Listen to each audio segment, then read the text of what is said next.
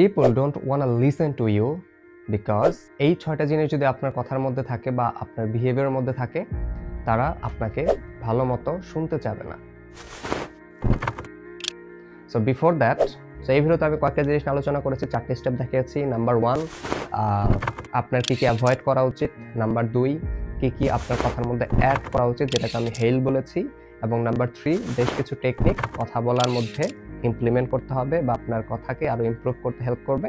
এবং নাম্বার 4, এটা হচ্ছে আপনার কথা বলার আগে ভয়েসকে ওয়ার্ম আপ করতে হবে। আমি আরও কয়েকটা বিষয়ে কথা বলে নিতে চাই, যেরকম যে আল্লাহ আমাদেরকে যে এই জিনিসটা দিয়েছেন, এটা খুবই গুরুত্বপূর্ণ একটা টুলস।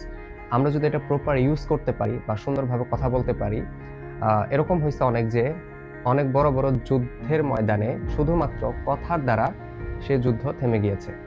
তো সেখানে হতে পারতো যে বেশ কিছু সংখ্যক মানুষ সেখানে মারা যেতে পারতো যুদ্ধে, বাট শুধুমাত্র প্রপারলি কমিউনিকেশনের জন্য বা ভালো মতো কথা বলার জন্য সে যুদ্ধ থেমে গিয়েছে। সো কিভাবে খুব পাওয়ারফুলি বা কিভাবে খুব ভালো মতো আপনার কথাটাকে ডেলিভার করা যেতে পারে, সেই জিনিসটা আজকে ভিডিওতে দেখব। সো কথা বলতেছিলাম যে কোন 6টা জিনিস বা কি থাকলে আপনাকে কেউ শুনতে চাবে না বা আপনাকে অগ্রাহ্য করবে। তার মধ্যে প্রথম হচ্ছে গসিপিং। আপনি যদি অনেক বেশি গসিপ করতে পছন্দ করেন, people don't want listen to you. Secondly, আপনি যদি অনেক জাজমেন্টাল একজন পার্সন হন, আপনি যাকে তাকে দেখে জাজ করে ফেলেন, বা আপনার সামনে একজন এসেছে, সে আপনার পরিচিত না বা আপনার কেউ পরিচিত, তার সাথে কথা বলার সময় হুট করে আপনি তাকে জাজ করে ফেললেন তার পোশাক আশাক দেখে বা তার কথা বলার ভাবভঙ্গি দেখে বা তার খাবার খাওয়ার ভঙ্গিমা দেখে আপনি তাকে জাজ করলেন। এইসব বিষয়ের জন্য, আপনার এইসব বিহেভিয়ারের জন্য মানুষ আপনাকে শুনতে চাবে না। Number 3, negativity. আপনি যদি সবসময় নেগেটিভিটি স্প্রেড আউট করেন, ধরেন একটা 5 জনের গ্রুপে ডিসকাস হচ্ছে, সবাই কোনো পজিটিভলি আলোচনা করতেছে বা কোনো বিজনেস আইডিয়া নিয়ে আলোচনা করতেছে, অ্যান্ড সবাই চাচ্ছে সেখানে পজিটিভ আলোচনাই হোক।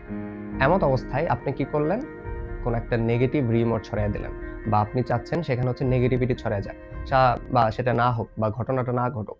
সবসময় আপনি যদি এরকম করতে থাকেন, আপনাকে দেখবেন যে মানুষ আপনার কমেন্টস বা আপনার মন্তব্য বা আপনার কথা সহজে শুনতে চাবে না।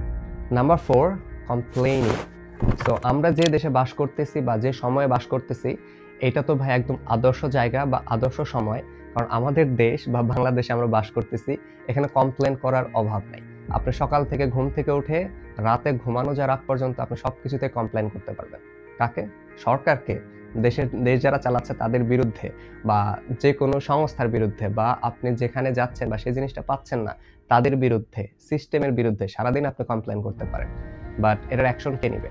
আপনি নিজে। তো সারাদিন যদি আপনি কমপ্লেন করে বেড়ান, তাহলে দেখবেন যে আপনার সাথে কেউ কথাও বলতে চাবে না, কারণ জানে যে এই পোলাটা সারাদিন, বা এই ছেলেটা বা এই মানুষটা সারাদিন শুধু কমপ্লেনই করতে জানে, বাট এটার এগেনস্টে কি ডিসিশন নেওয়া উচিত বা এটার এগেনস্টে কি করা উচিত ও জানে না। তো এসব ক্ষেত্রে হলে দেখবেন যে আপনাকে কেউ পাত্তা দিতেছে না বা আপনাকে অগ্রাহ্য করতেছে। Number 5, excuse. আপনি যদি সব সময় প্রত্যেকটা কাজে, প্রত্যেকটা কথার মধ্যে জাস্ট এক্সকিউজ দিয়ে বের হয়ে আসতে চান, people don't want listen to you. And number 6, the most important thing is lying.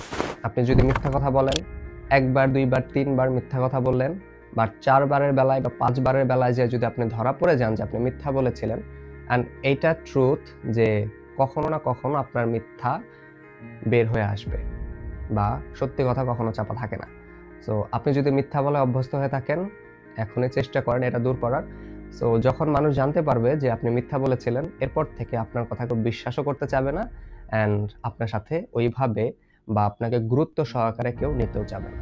So এতক্ষণ আমি কথা বলতেছিলাম যে কোন বিষয়গুলো অ্যাভয়েড করা উচিত, অ্যান্ড স্টেপ 2তে এখন আমি আলোচনা করব কোন বিষয় আমাদের কথার মধ্যে অ্যাড করা উচিত। এটাকে সংক্ষেপে বলা হয় hell. I am not going to say you hell. এখানে স্পেলিংটা হচ্ছে HAIL।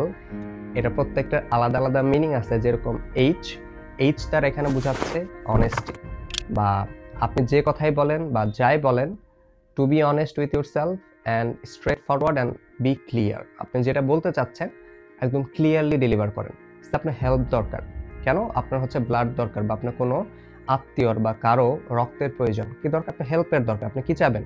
ডিরেক্টলি মানুষকে আস্ক করবেন যে আই নিড হেল্প।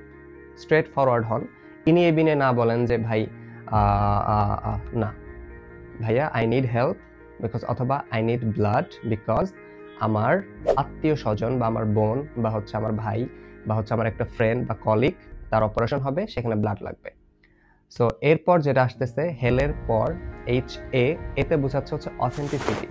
এখন আপনি মিথ্যা মিথ্যা তো কাউকে হেল্প চাবেন না, তাই না? আপনার প্রত্যেক কথার মধ্যে অথেন্টিসিটি থাকা লাগবে, এটা সত্যতা থাকা লাগবে। এমন না যে আপনি মিথ্যা কথা বলে যদি কারোর কাছে হেল্প চান, আপনি ধরা পড়ে যাবেন। তো এর জন্য আপনার কথার মধ্যে অথেন্টিসিটি থাকা লাগবে। আমি আগের এক্সাম্পলটাই নেই, আপনার ব্লাড দরকার, এখন মিথ্যা বলে তো আপনি ব্লাড নিতে পারবেন না।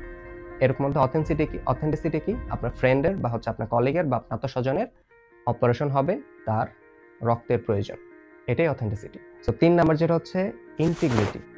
I for integrity, to be your word. আপনি যা বলতেছেন আপনার মতো করে বলেন, অন্য কাউকে কপি করার দরকার নাই। And lastly L for love, এটা খুবই ইম্পর্ট্যান্ট, কারণ আমরা এই জিনিসটা না ভুলে যাই। কোনো একটা হেল্প পাইলাম, কোনো একটা কাজের উপকার পেলাম, দিন শেষে আমরা তাকে লাভ শো করতে পারি না, তাকে ভালোবাসা দেখাইতে পারি না। সিম্পলি তাকে অ্যাপ্রিসিয়েট করেন, thank you for your help, thank you for your kindness. আপনি যদি তার কাছ থেকে হেল্প পেয়ে থাকেন, তাকে সেটা বুঝতে দেন, তাকে সেটা জানান। তাহলে কি হবে, আপনি যখন কথা বলবেন বা যে কোনো কিছু চাবেন, পরবর্তীতে দেখবেন যে আপনার কথা শোনার জন্য বা আপনার কথাটা মানার জন্য বা আপনাকে অতটাই গুরুত্ব সহকারে দেখা হচ্ছে যতটা একজন গুরুত্বপূর্ণ মানুষকে দেখা হয়। আপনি যদি ভুলে যান উপকার পাওয়ার পরে, তাহলে পরের বার ওই মানুষটা আপনাকে উপকার করতে চাবে না, পরের বার আপনার কথা ওই মানুষটা শুনতে চাবে না। সো লাস্টলি যেটা ছিল লাভ, L for love, HAIL, L for love. So ভালোবাসা দেখান, গ্র্যাটিটিউড ফিল করান, অথবা অ্যাপ্রিসিয়েট বা অ্যাপ্রিসিয়েশন করান। দিস ইজ ইট। এরপরে এখন থার্ড স্টেপে আমি কিছু প্রয়োজনীয় টেকনিক দেখাইতে চাই, যেগুলো হচ্ছে কথার মধ্যে অ্যাড করা উচিত।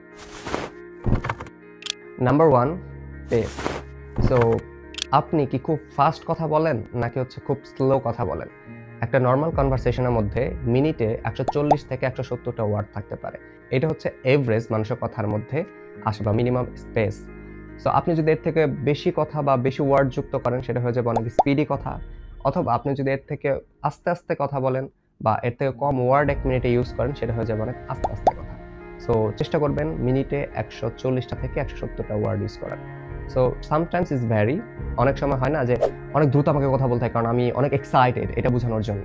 অনেক সময় এটা হতে পারে যে আপনাকে স্পিডে কথা বলতে হচ্ছে, অথবা এমন সময় হতে পারে যে আমি আস্তে আস্তেই কথা বলতে চাচ্ছি, অনেক স্লো কথা বলতেছি, কারণ এটাও অনেক সময় প্রয়োজন।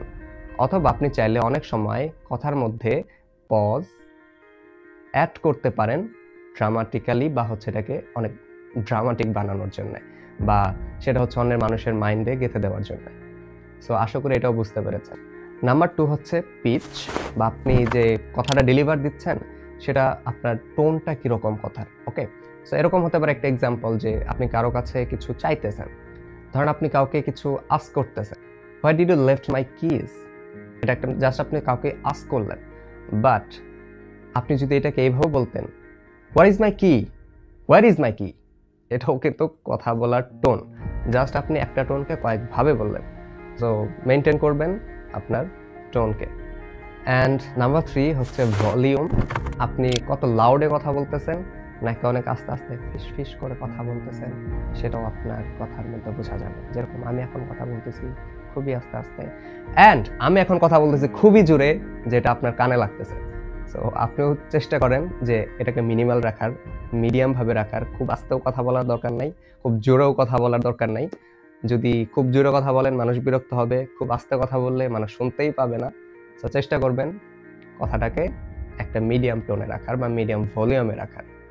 সো এরপরে 4 নাম্বার স্টেপ যেটা আসতেছে, এটা হচ্ছে আপনি যখন কোনো একটা স্পিচ ডেলিভারি দিতে যাবেন বা কোনো একটা কথা বলতে যাবেন, তার আগে ভয়েসটাকে ওয়ার্ম আপ করতে হয়। এখন ওয়ার্ম আপ করার জন্য বেশ কিছু টেকনিক আছে।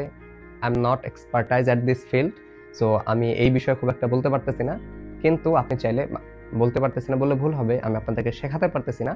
সো আপনি যদি চান ইউটিউবে জাস্ট সার্চ দিবেন যে কীভাবে আপনার ভয়েসকে ওয়ার্ম আপ করতে হয় বিফোর দ্য স্পিচ, আপনি অনেকগুলো লেসন পেয়ে যাবেন। সো সেগুলো দেখে আপনি প্র্যাকটিস করে যেতে পারেন কোনো একটা ভয়েস ডেলিভারি দেওয়ার আগে, কোনো একটা স্পিচ ডেলিভারি দেওয়ার আগে। সো এই ভিডিওতে আমি কয়েকটা জিনিস আলোচনা করেছি, 4টি স্টেপ দেখিয়েছি। নাম্বার 1, আপনার কী কী অ্যাভয়েড করা উচিত। নাম্বার 2, কী কী আপনার কথার মধ্যে অ্যাড করা উচিত, যেটাকে আমি হেল বলেছি।